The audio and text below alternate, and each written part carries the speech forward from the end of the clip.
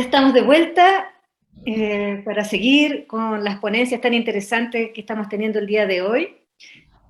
Una maratón de ponencias con personas maravillosas que están estudiando y atendiendo a través de la nueva medicina germánica. El siguiente ponente es Claudio Gómez Salazar. Él es chileno, es un amigo y además es estudiante de nueva medicina germánica hace varios años. Con distintos, en distintos cursos, se ha instruido con distintas personas. Él se declara como un terapeuta versátil e innovador. Yo lo conocí a Claudio como acupuntor y siempre teníamos grandes conversaciones que yo le decía que él hacía medicina china y yo le decía la medicina germánica es la base para cualquier terapia y se demoró unos años en caer hasta que comprendió la importancia de las 5 leyes biológicas y hoy es uno de los mejores terapeutas de nueva medicina germánica que hay en Chile. Él trabaja en Santiago con un equipo y está formando un centro de salud, tiene un proyecto muy bonito, así que para mí era muy importante que lo conocieran a Claudio. Hola Claudio, bienvenido. Hola Margarita, primero que nada muchísimas gracias por tu presentación. Estoy un poco nervioso, pero muy feliz de estar aquí y realmente para mí es un honor que tú me presentes porque fuiste esa persona que me motivó y que también me dio la confianza para poder seguir este camino de la nueva medicina germánica que realmente es súper gratificante y a la vez difícil. Sí. Bueno, a Claudio le toca exponer sobre ansiedad y crisis de pánico, que es un tema muy recurrente en la consulta, y él pidió este tema porque ha tenido muchos pacientes vinculados con estos programas, y hoy en día ha sido uno de los que va en aumento debido a todo lo que estamos viviendo. Entonces ahora gracias a esta ponencia, vamos a poder entender por qué tanta gente está teniendo ansiedad y crisis de pánico en los últimos años. Te dejo, Claudio, para no quitarte más tiempo. Ya, muchas gracias. Gracias Margarita. Bueno, a ver.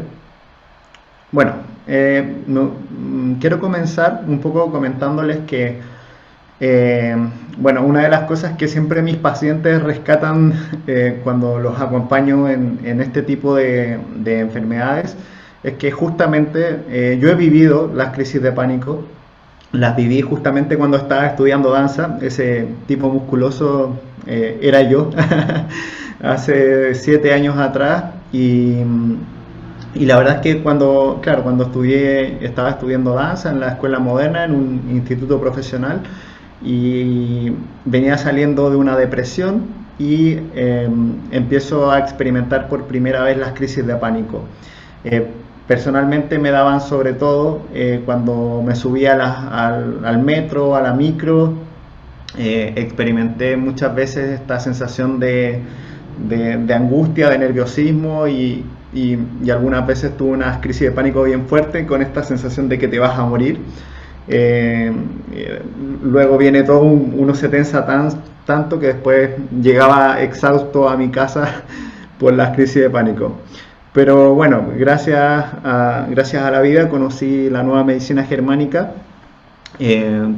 También el tema de las crisis de pánico, perdón, me llevó a conocer mejor lo que es la meditación. La meditación realmente me ayudó mucho para poder transitar, después lo vamos a hablar, sobre todo la crisis epileptoide, de forma muy tranquila, ¿verdad? Y bueno, gracias a esta experiencia he podido acompañar a muchas personas, he atendido a muchos pacientes durante estos últimos 6 años, más o menos 1800 pacientes, así que he tenido mucha experiencia con el tema de la crisis de pánico. Así que ojalá que sea un aporte. Bueno, primero que nada me gustaría ver algunas definiciones básicas porque siempre algunas veces las personas preguntan qué diferencia hay entre el miedo, la ansiedad, el trastorno de ansiedad, la crisis de pánico, así que me gustaría que viéramos algunas definiciones básicas. Uy, esto se escapó lo de abajo. El miedo, ¿verdad? Es una respuesta emocional a una amenaza inminente. Siempre se habla de este miedo como una respuesta coherente, también con un sentido biológico, en el sentido que nos permite estar alerta a las situaciones. Siempre se habla de que el miedo, muchos psicólogos hablan de que nos salva la vida, ¿verdad? Porque justamente por eso puse ahí abajo como esta activación autonómica o este retirarse instintivo frente a una situación de peligro o amenaza, ¿verdad? Esta respuesta natural que, que obviamente es natural y es beneficiosa en ese sentido, ¿verdad? Pero me gusta también poner este concepto porque muchos psicólogos o muchas personas hablan como románticamente del miedo, como que vivir, como que gracias al miedo o como que vivir en el miedo constante fuera algo, a veces siento que lo idealizan, es como un poco romántica la visión del miedo, de que es como maravilloso, que nos salva la vida. Pero para una persona que vive con trastornos de ansiedad o que vive con miedo excesivo y constante, o que sí, que constantemente vive el miedo, evidentemente la cosa no es tan entretenida, ¿verdad? Pero obviamente el miedo es una reacción natural, vamos a decir que es una emoción natural, que evidentemente es muy importante. Por otra parte está la ansiedad, ¿ya? Y la ansiedad es esta respuesta anticipatoria ante una amenaza futura, ¿verdad? Está más asociada con tensión muscular, vigilancia respecto a un peligro en el futuro, y esto es importante, los comportamientos cautelosos y evitativos. Cuando una persona ya superó el tema del miedo natural y empieza a tener como una ansiedad, se empiezan a generar estos comportamientos de querer evitar situaciones, por ejemplo, no sé, mucha gente, aglomeraciones, o evito andar en micro, si me da miedo andar en micro. Entonces, un poco esto ya empieza a ser algo más intenso.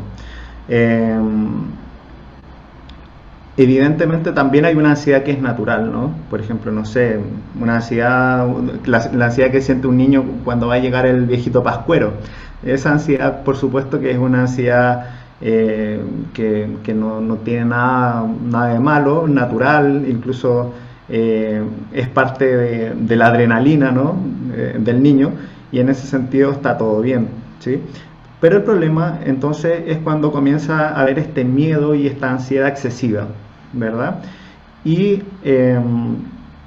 ¿verdad? Ahí es cuando se comienzan a generar estas alteraciones conductuales y desde la psiquiatría convencional ellos toman como referencia 6 meses, es decir, si una persona durante ya, de todas maneras, esto es una referencia, ¿no?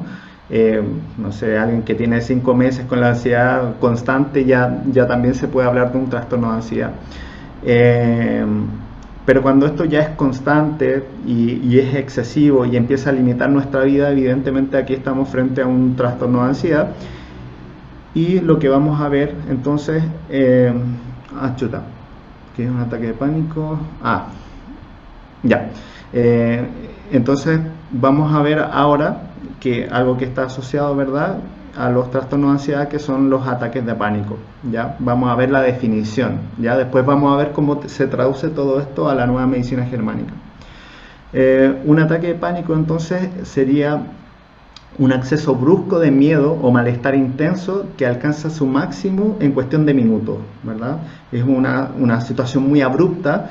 Existen desde la psiquiatría 2 tipos de ataques de pánico: los esperados y los inesperados, ¿verdad? Los esperados son esos que la persona sabe, que como que presiente que no sé, en media hora más le va a dar un ataque de pánico o una crisis de pánico. Y por otra parte tenemos los inesperados, que se producen, por ejemplo, cuando la persona está durmiendo, ¿verdad? Está durmiendo, son las 3 de la mañana y de repente despierta y le da un ataque de pánico de la nada, ¿ya? Lo bonito también es que con la nueva medicina germánica podemos saber y sabemos perfectamente por qué pasa eso, o sea, no hay ningún misterio acá. y realmente creo que eso es súper importante para una persona que sufre de ataques de pánico, tener certeza, ¿verdad? Tener una claridad de por qué le viene eso, e incluso con la nueva medicina germánica se puede llegar a predecir el momento exacto en el cual se va a producir el ataque de pánico, ¿ok? Entonces, bueno, espero que a grandes rasgos haya quedado claro estos 4 conceptos: miedo, ansiedad, trastorno de ansiedad y ataque de pánico. Entonces, ¿qué son los trastornos de ansiedad desde la nueva medicina germánica? Bueno, en la nueva medicina germánica, los trastornos de ansiedad se asocian principalmente a los programas que afectan a lo que es el lóbulo frontal, ¿ya? Esta imagen no es de la nueva medicina germánica, pero bueno, entendemos que la zona frontal del cerebro, ¿verdad? El lóbulo frontal, controla, es el sitio de control de los programas biológicos que, o aquí está mal escrito, de los conductos tiroideos, ¿sí? De los arcos faringeos, de lo que es el centro de glucagón y también de lo que es el centro de la insulina, centro del control de la insulina. ¿Ok? Esto es importante también porque muchas personas que sufren de trastornos de ansiedad no se explican por qué tienen dolores de cabeza en la zona frontal, ¿sí? Hay gente que por ejemplo, no viene a la consulta, de hecho eso pasa mucho, no viene a la consulta por un trastorno de ansiedad, sino que viene por jaquecas crónicas, por ejemplo, ¿ya? Y en la zona frontal, ¿ya? Y eso es porque la persona está con este tipo de programas, ¿verdad? El relé 1 y 2 son los que controlan los conductos tiroideos y los arcos faringeos. Entonces, vamos a ver que hay una fase, que es la fase curativa, donde se genera dolor de cabeza, ¿ok? Por eso es normal que la gente que tiene mucha ansiedad tiene dolor de cabeza en la parte frontal. Ok, entonces, como esta presentación tengo poquito tiempo, no voy a ocupar mucho tiempo en explicar en detalle a nivel orgánico cada uno de los programas, pero vamos a decir que los conductos tiroideos son unos órganos vestigiales, ¿ya? Que se producen, aparecen a partir de la 4ª y la 5ª semana del desarrollo embrionario, y es un órgano vestigial porque no está en uso, es inactivo en el humano, y vamos a decir que está en la zona del cuello, ¿verdad? Cerca de la tiroide, es un órgano inactivo, y este órgano, cuando una persona vive un DHS, ¿verdad?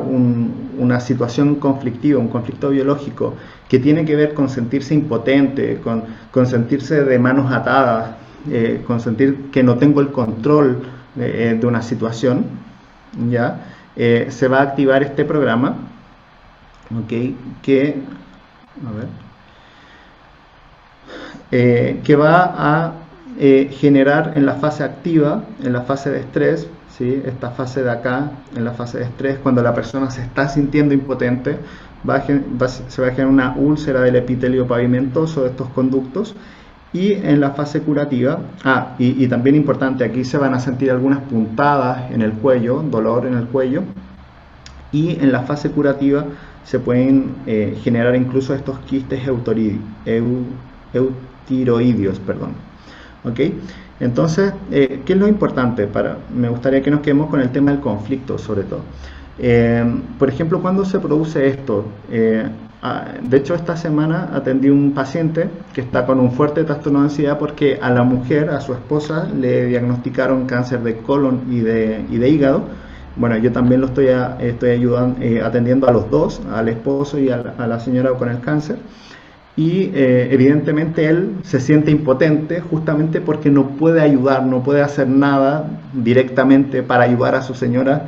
Y ahí también evidentemente, no sé, llevan muchos años de casado, hay una dependencia emocional, por lo tanto él siente que su señora es todo, entonces él se siente miedo a lo que viene, ¿verdad? Por eso se llama miedo frontal, miedo a lo que viene, y además se siente de manos atadas, ¿ya? Tanto así que él me empieza a hablar y comienza a llorar de la impotencia.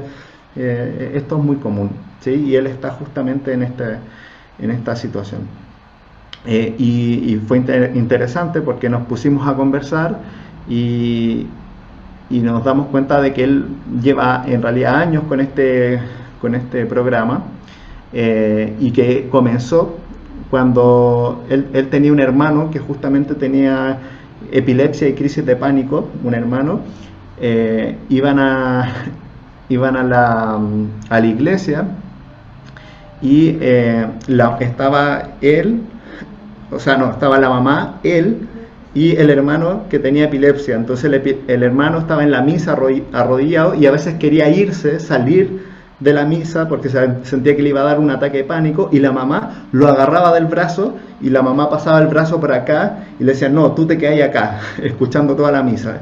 Entonces él sentía mucha impotencia, por ejemplo, por no poder decirle a la mamá, oye, deja a mi hermano tranquilo, no te das cuenta que tiene una enfermedad, ¿okay?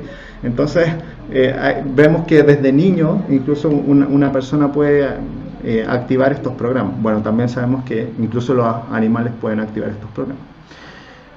Así que ese sería un ejemplo de este programa de conductos tiroideos. ¿Okay?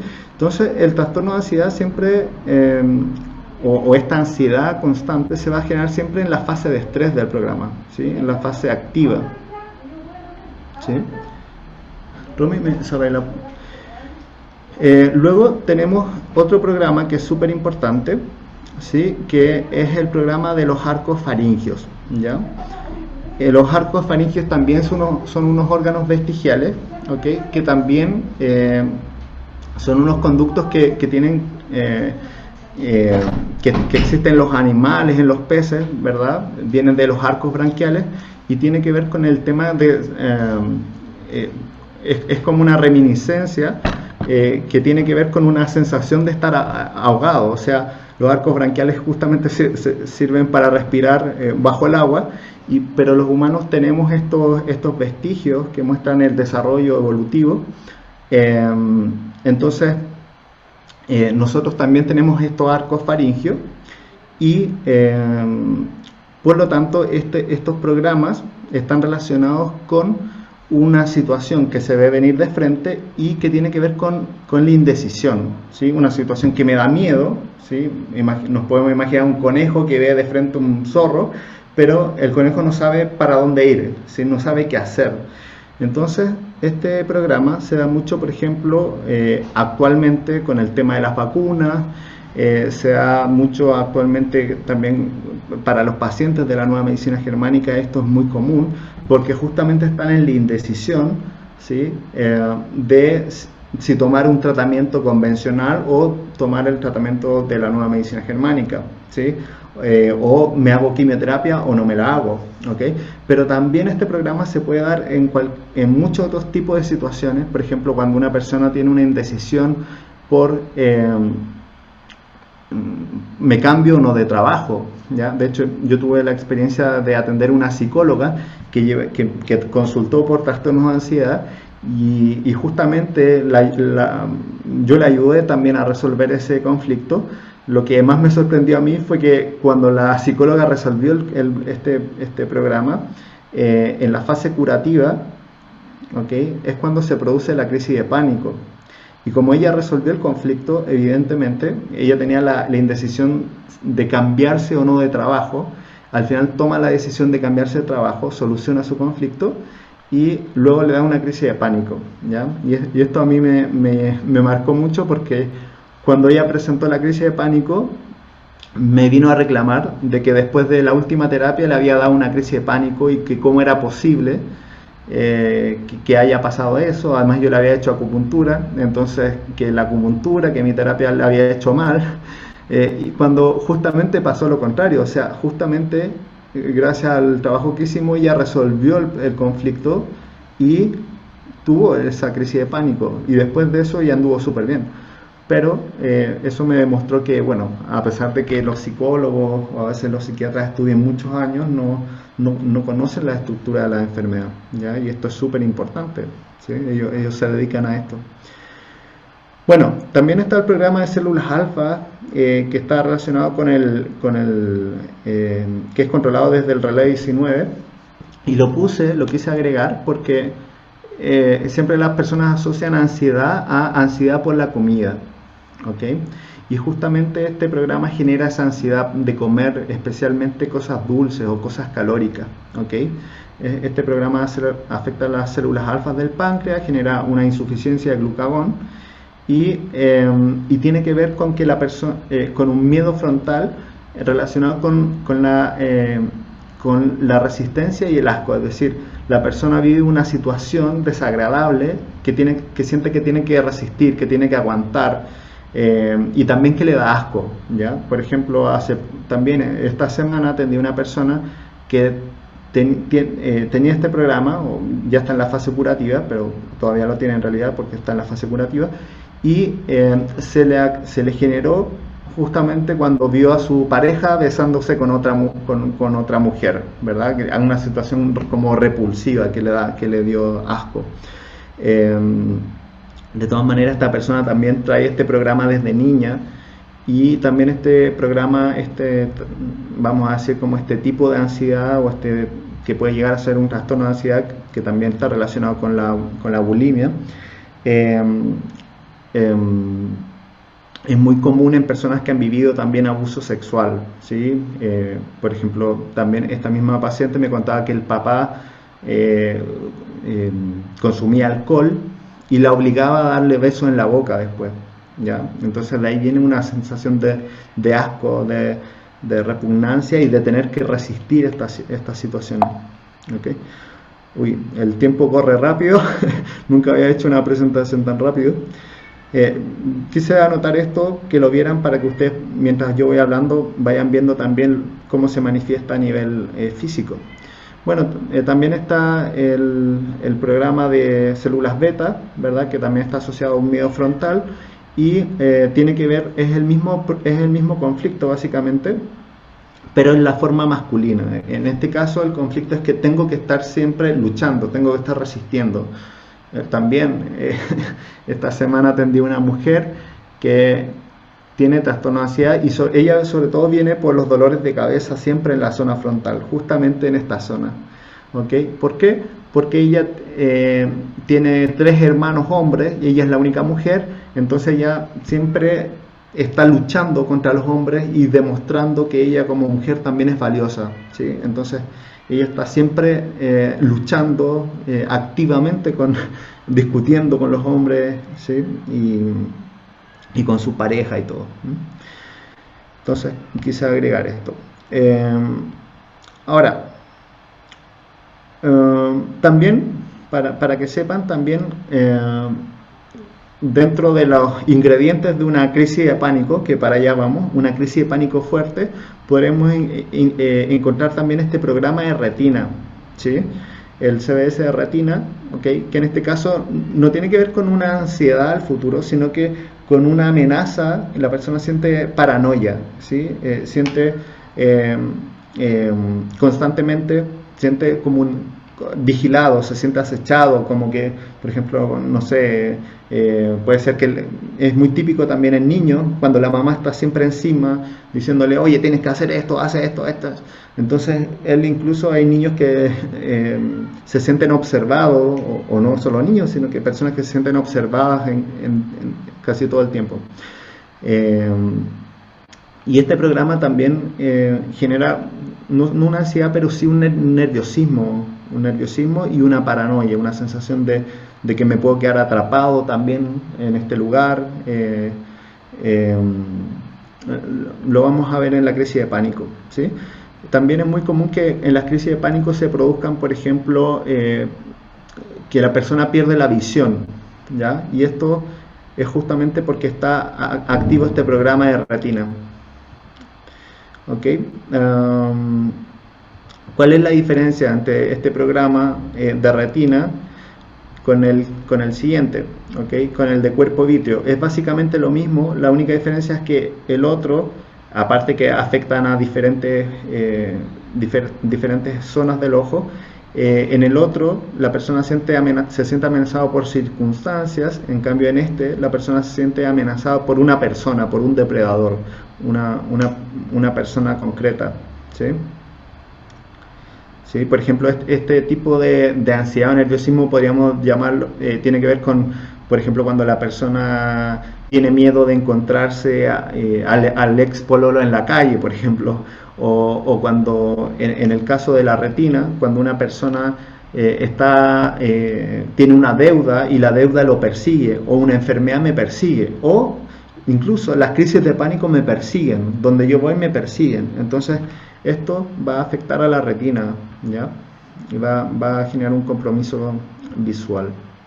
Ok, ¿qué son las crisis de pánico entonces? Desde la nueva medicina germánica, simplemente son la crisis epileptoide, ya de lo que sería, de lo que son los programas de la corteza frontal que acabamos de ver, o fronto-occipital, es decir, los programas que vimos recién de arcos faringios, conductos tiroideos y retina y cuerpo vítreo.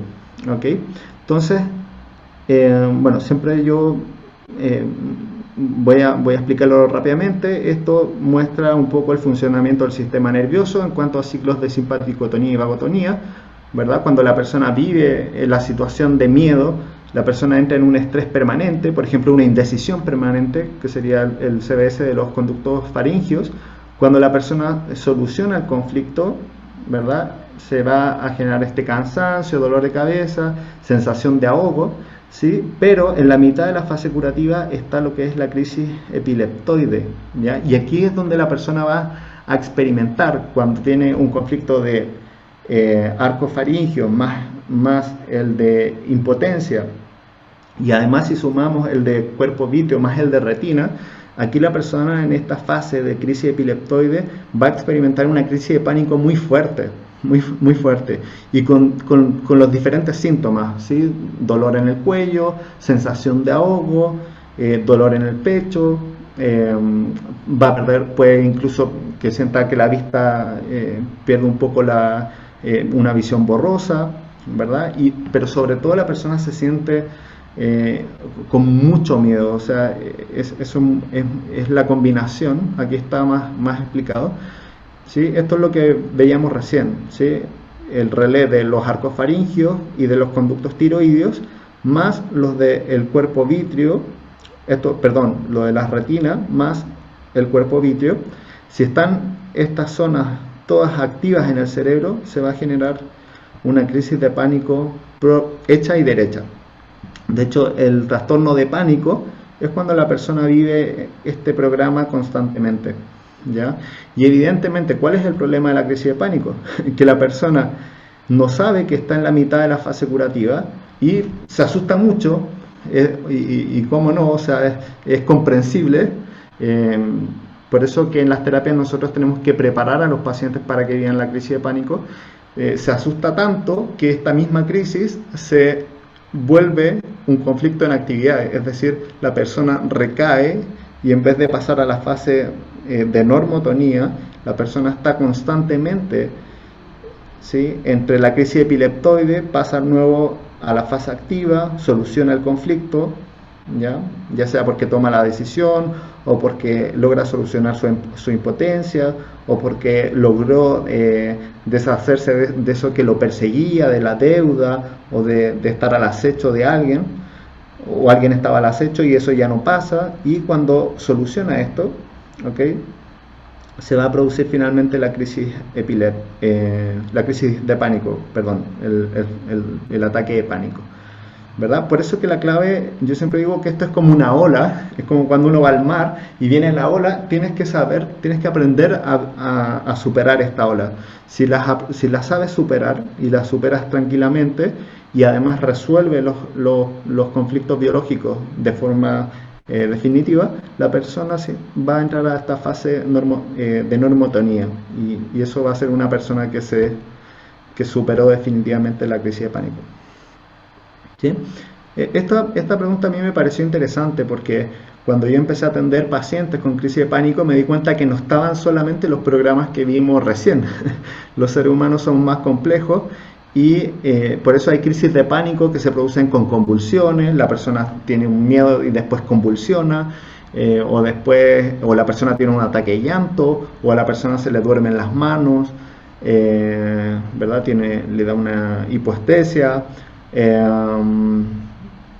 Hay muchos síntomas, ¿ok? Entonces, esto es un breve resumen que traté de hacer, que muestra que, claro, que esa crisis epileptoide se puede combinar también con justamente la persona no solo solucionó los conflictos de miedo frontal o miedo en la nuca, sino que además la persona solucionó o vivió el conflicto, por ejemplo, a través de un conflicto motor, se sentía atrapado.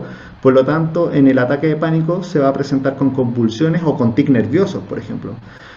O la persona, bueno, en el caso cuando la persona vive este miedo frontal con asco, miedo, resistencia a asco, va a tener náuseas, por ejemplo, ¿ya?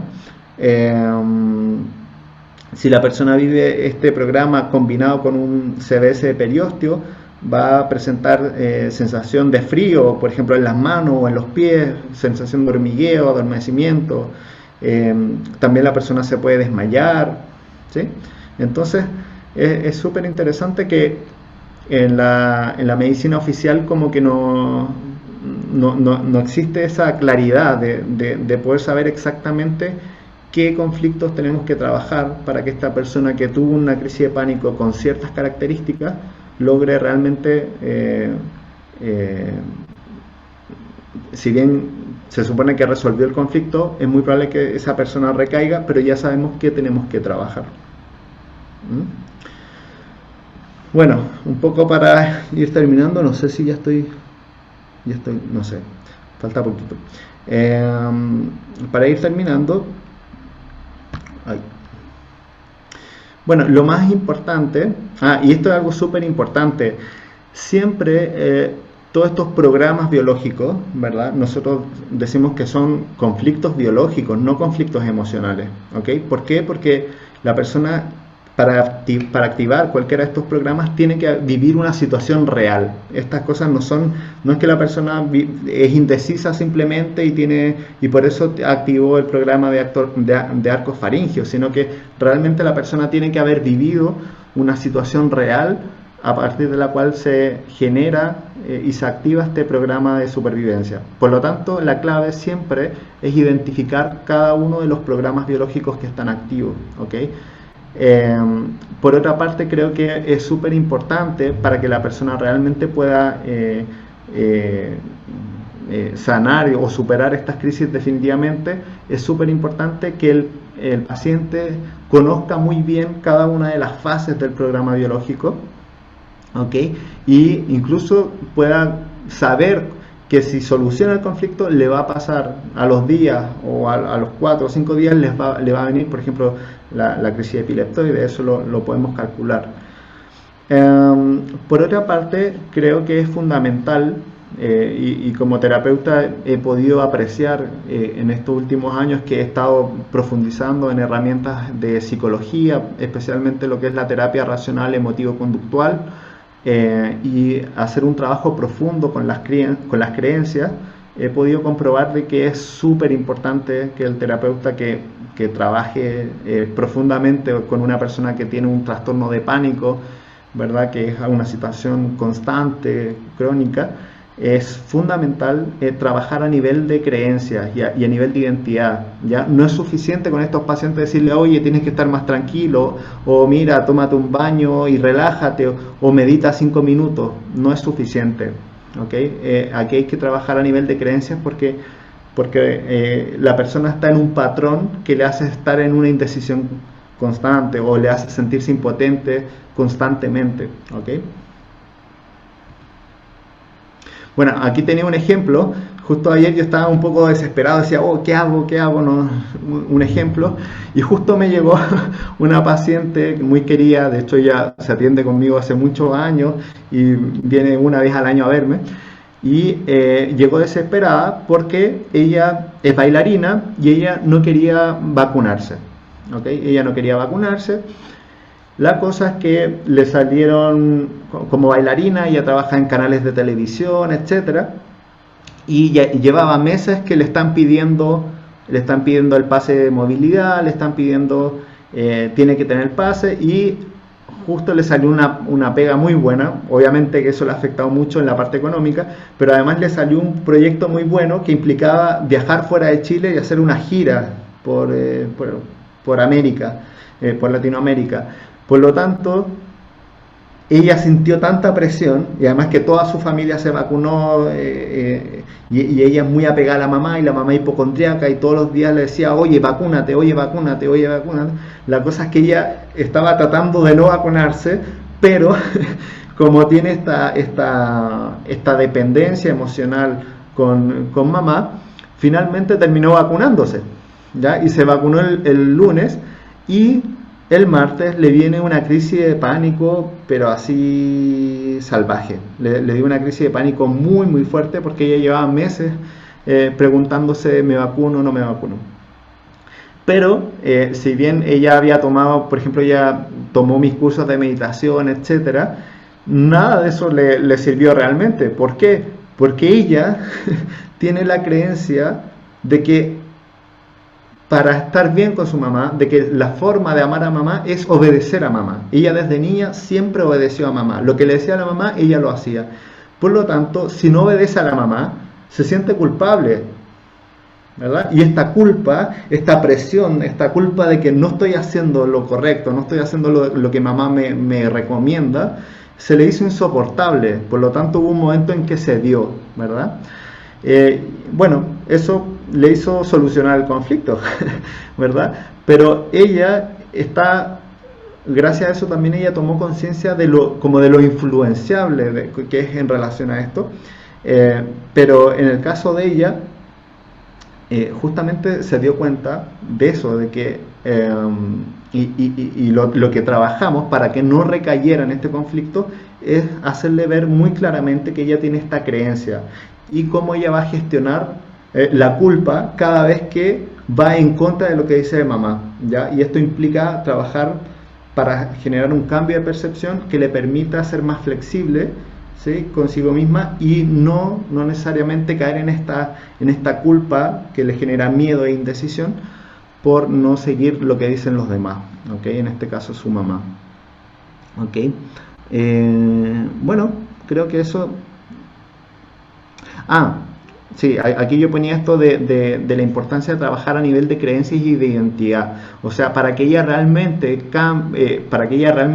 no viva más crisis de pánico, en el sentido, no tenga más recaídas constantes, es fundamental que ella se pregunte quién soy. O sea, ¿soy la hija obediente o quién quiero ser realmente? ¿Sí? Porque si sigue siendo la hija obediente, siempre va a estar con estas crisis. ¿Okay? Bueno, y también obviamente que recomiendo mucho el escuchar la melodía arcaica todas las noches, ¿verdad? Eso es algo que siempre va bien, pero lo más importante, más allá de soluciones como acupuntura, flores de Bach y todas esas cosas que si bien ayudan, la clave aquí está en identificar y resolver o degradar estos conflictos biológicos. ¿Ok? Así que eso, no sé si estoy en el tiempo, siento que corrí, yo siempre digo voy a hacer una clase de 1 hora y media y dura 4 horas, así que realmente traté de esforzarme por cumplir el tiempo. No, estás justo en el tiempo, Ah, Claudio. mira, Perfecto. Ha sido de los más cumplidores con el tiempo. Bueno, te agradezco por esta completa ponencia, además inundada de casos verdaderos tuyos, pacientes tuyos y tu propia experiencia. Voy con las preguntas. Dice, ¿tanatología ayuda a este tipo de conflictos? uy, ¿qué cosa? No entendí, ¿qué dijo? Yo no sé. ¿Tanatología ayuda a este tipo de conflictos? Pero la tanatología no tiene que ver con el estudio de la muerte, no sé. La pasamos entonces. Eh, Pregunta muy difícil. eh, cuando me aparece este tipo de conflicto, es cuando me pregunto, ¿puedo vivir sin esto? No sé Oh, si... Las preguntas están tan complejas. No sé si... Está muy filosófica. Sí. Ser o no ser. Pero, bueno, a lo mejor Leticia no estaba a lo mejor haciendo una pregunta, a lo mejor está haciendo una afirmación. Aquí me lo mandaron Claro. como pregunta, pero dice, porque lo que escribe ella es, cuando me aparece este tipo de conflicto es cuando me pregunto, ¿puedo vivir con esto? Entonces no es una pregunta para ti, en el fondo, eh,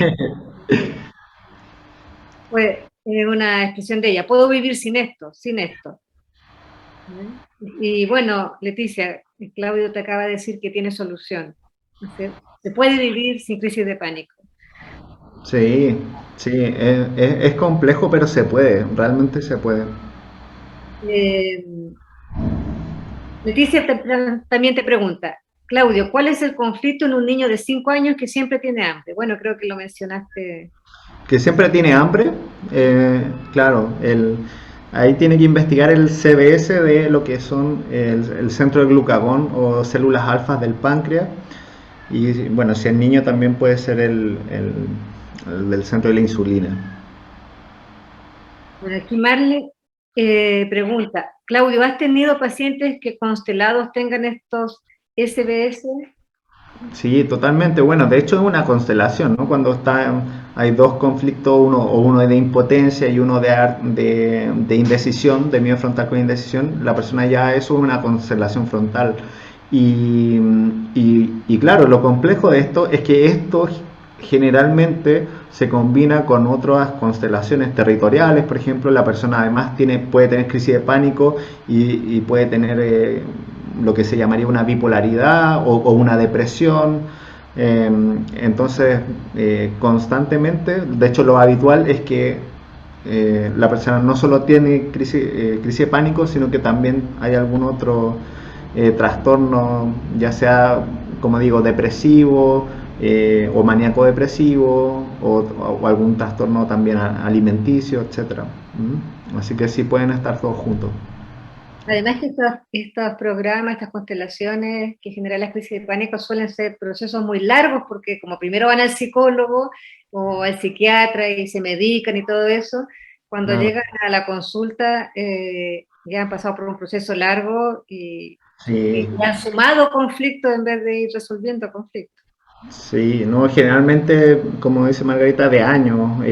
O sea, con suerte la persona te llega con 2 o 3 meses de crisis de pánico, eso ya es maravilloso, es como muy reciente, pero generalmente son 10 años o 20 años, es así de complejo.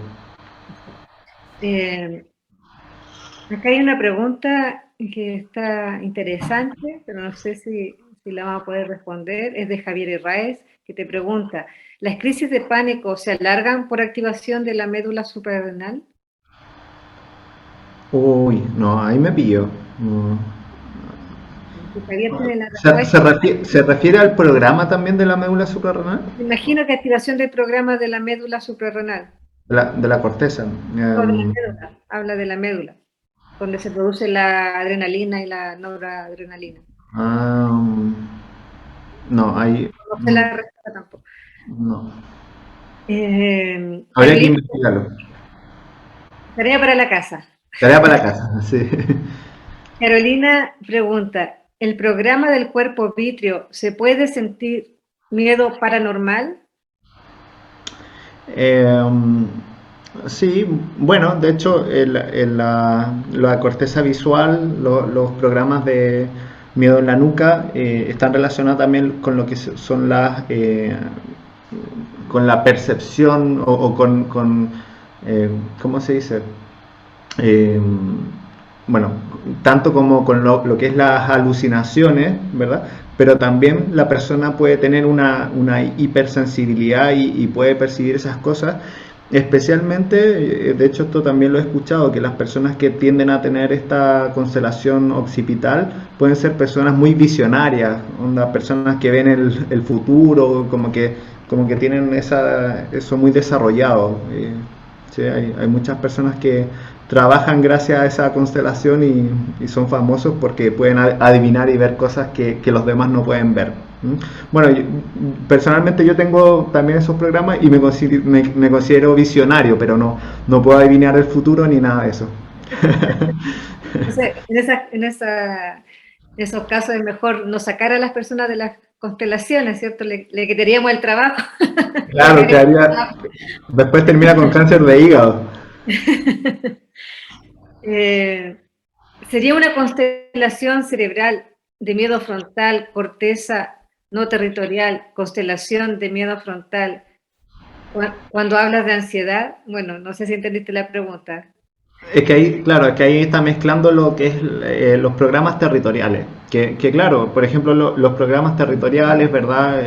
Lo que es el enojo territorial o la pérdida territorial, a diferencia de lo que son la constelación frontal o fronto-occipital, eh, las cuales no modifican el estado hormonal. Las constelaciones territoriales modifican el estado hormonal, ¿verdad? Los niveles de testosterona, estrógenos. Por lo tanto, estos sí afectan al estado de ánimo en el sentido de depresión o manía, ¿verdad? Pero en el caso de lo que vimos hoy día, no pasa eso. Solo hay ansiedad o la persona está más alerta, más paranoica o ambas. Eh, terror nocturno, ¿es también una crisis de pánico? Bueno, entiendo que también el programa de abandono de túbulos colectores puede generar este como pavor nocturno, ¿no? Margarita, sí, eso. Lo- ¿Cómo? los, Estaba los leyendo pro- las preguntas. el programa de túbulos colectores puede generar pavor nocturno, Ah, ¿sí? sí. Especialmente en los niños. Pero la diferencia es que en este caso, cuando la persona, digamos, tiene lo que se llama un ataque de pánico inesperado, que es lo que decía adelante, que sucede, por ejemplo, en la noche, mientras la persona está durmiendo, ahí le da una crisis de pánico y claro, eso sería, que sería la crisis epileptoide, por eso queda en un momento en que la persona está muy vagotónica, está durmiendo, está relajada en su casa, muy tranquila, y ahí le viene la crisis de pánico justamente porque está en la mitad de la fase vagotónica, ¿ya? Eh, eso. Malú pregunta, ¿los pensamientos obsesivos compulsivos desatan ansiedad o al revés? A ver, la verdad es que para poder, eh, porque claro, trastorno obsesivo compulsivo generalmente se relaciona más a lo que son la corteza territorial. Eh, Personalmente yo lo he aprendido o he escuchado mucho que lo asocian al programa de enojo y otros programas. Pero en el caso de la ansiedad habría que ver, porque puede que la persona haya desarrollado uno de estos CBS de la corteza frontal, es decir, un trastorno de ansiedad por miedo frontal con impotencia o indecisión, y, y que después haya desarrollado el trastorno obsesivo con algún programa territorial. Eh, También puede ser al revés, la persona puede desarrollar el programa territorial y luego la constelación frontal. Habría que verlo. Eh, hay un montón de preguntas, no sé cuál es. Aquí hay una de Vicente Herrera. Es un honor ¡Wow! recibir una pregunta de Vicente Herrera. Qué honor. Y pregunta, no está fácil, dice, ¿y las fobias? Bueno, las fobias justamente se producen por la constelación frontal, es decir, las fobias se relacionan principalmente al miedo con impotencia que afecta a los conductos tiroideos y al de los arcos faringeos, que es lo que vimos recién. Todo lo que es la fobia, la agorafobia, las fobias específicas, por ejemplo, fobia, no sé, una persona puede tener fobia, no sé, a las arañas o fobia, todo eso es justamente porque la persona tiene un miedo al futuro, o sea, ¿qué es lo que va a pasar? ¿Qué es lo que podría pasar si me encuentro en esta situación? ¿Sí? Sí o sí, eso es miedo frontal, eh, los programas de miedo frontal que vimos hoy día. Pedro, y esta es la última pregunta, ¿puedes dar algunos ejemplos de cómo las personas han superado el conflicto y superan la crisis? Bueno, resolver el conflicto es algo personal, pero ¿cómo transitan la crisis? ¿Qué recomendaciones das tú en esos momentos? Bueno, a ver, ahí personalmente yo igual pensé harto por el tema de de la presentación y me doy cuenta que en verdad a todos los pacientes le voy recomendando cosas diferentes, viendo según qué es lo que ellos les viene mejor. Pero por ejemplo a muchos les ha funcionado muy bien eh, profundizar un poco en lo que es el mindfulness o la meditación, en el sentido de aprender a estar presente o poder, vamos a decir, como salir de no estar completamente sumido en el miedo, sino que poder, por ejemplo, estar muy atento a lo que sucede afuera, como una forma de anclarse en el momento y no dejarse llevar solo por lo que la persona está experimentando a nivel psíquico.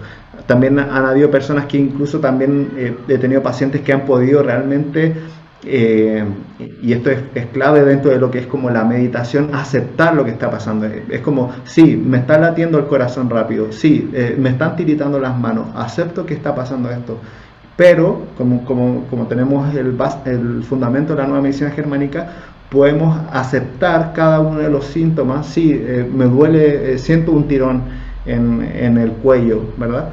Aceptar, permitir ser a los síntomas, que permanezcan y no resistirse. Yo tengo una paciente que ella había estado mucho con varios terapeutas y no sé qué, y logró eso, y estaba impresionada porque como no resistió la crisis, sino que incluso a veces bromeo con mis pacientes como, oye, mira, como ya tomaste la decisión, bueno, el lunes en la noche siéntate a tomar un tecito y espera que te llegue la crisis, o sea, espérala tranquila y están ahí un rato y te pones en tu pieza y pones una música relajante y la vives y luego sales de tu pieza y vas a estar todo bien.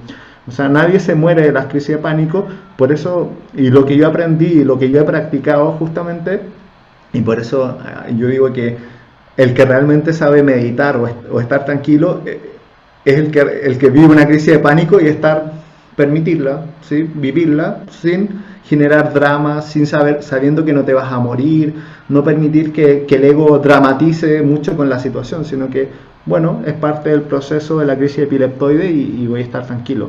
Pero hay muchas estrategias. Hay otros pacientes que han decidido, cuando les viene la crisis, ponerse a bailar, por ejemplo, combatiendo bailarines. Hay algunos que se han puesto a bailar y les ha funcionado súper bien.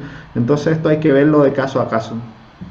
Bueno, estamos terminando esta ponencia de Claudio. Muchas gracias. Gracias, Margarita.